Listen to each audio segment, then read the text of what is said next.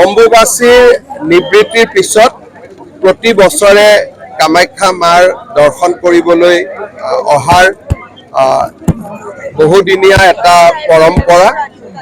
অম্বুবাচী যদিও দুদিন আগতে হৈ গ'ল, জনসমাগমৰ প্ৰতি লক্ষ্য ৰাখি বা মানুহৰ কষ্ট হ'ব বুলি অম্বুবাচীৰ ঠিক পিছতে মই অহা নাছিলোঁ। আজি মহামায়াৰ দৰ্শন লোৱাৰ সৌভাগ্য হ'ল। সপৰিয়ালে আহি মা কামাখ্যাক প্ৰণাম সেৱা কৰিলোঁ। অসমবাসীৰ কল্যাণ কামনা কৰিলোঁ, সকলোৰে মংগল কামনা কৰিলোঁ। আৰু এই বছৰ অম্বুবাচী মেলা খুব ধুনীয়াকৈ পাৰ কৰি নিয়াৰ বাবে মই আমাৰ মন্দিৰ কমিটি, পৰ্যটন বিভাগৰ মন্ত্ৰী ৰঞ্জিত দাস ডাঙৰীয়া সকলোকে মই ধন্যবাদ জনাইছোঁ।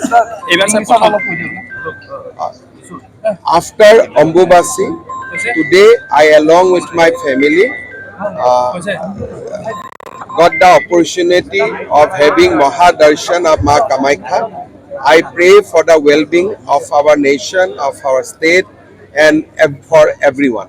Sir, National Highway Management Logistics Limited Kamakhya Stationer পৰা কামাখ্যালৈ ৰোপৱে নিৰ্মাণ এটা ইয়াত ইতিমধ্যে বহুত কাম আগবাঢ়ি গৈছে। কামাখ্যা ষ্টেচনৰ পৰা কামাখ্যালৈকে এটা ৰোপৱে হ'ব আৰু সোণাৰাম ফিল্ডৰ পৰাও কামাখ্যালৈকে এটা ৰোপৱে হ'ব। দুইটাৰ ওপৰতে কাম চলি আছে, কিন্তু কামাখ্যা ষ্টেচনৰ পৰা কামাখ্যা মন্দিৰলৈ এইটো প্ৰথম হ'ব।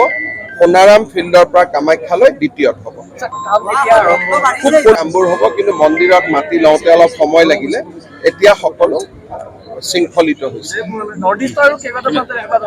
নৰ্থ ইষ্টত কেইবাটাও ৰোপৱেৰ এতিয়া ফিজিবিলিটি ষ্টাডি চলি আছে। বৰাকৰ ভুৱন তীৰ্থ, বিশ্বনাথৰ উমাতামণি কাম ইতিমধ্যে আৰম্ভ হৈছে। কামাখ্যা আৰু কামাখ্যা ৰেলৱে ষ্টেচন, এনেকে ৰোপৱেৰ ওপৰত এতিয়া ভাৰত চৰকাৰে গুৰুত্ব দিছে। কেইবাটাও ৰোপৱে প্ৰকল্পৰ ফিজিবিলিটিৰ কাম চলি আছে। ৰাজনীতিৰ কথা এটা সুধিব বিচাৰো। অখিল গগৈয়ে কৈছে তেখেতে ৩ গগৈ আকৌ লগ হ'লে মায়ে যি কৰিব সেয়ে হ'ব। তাৰ ওপৰত একো নহয়, তাৰ তলত একো নহয়। মালিক এইফালে। এইটোৱে ক'লো যে মালিক এইফালে আছে, গতিকে মা কামাখ্যা শংকৰদেৱ যি আশীৰ্বাদ কৰে সেইটোৱে হ'ব, বেলেগ একো নহয়। হ'ব।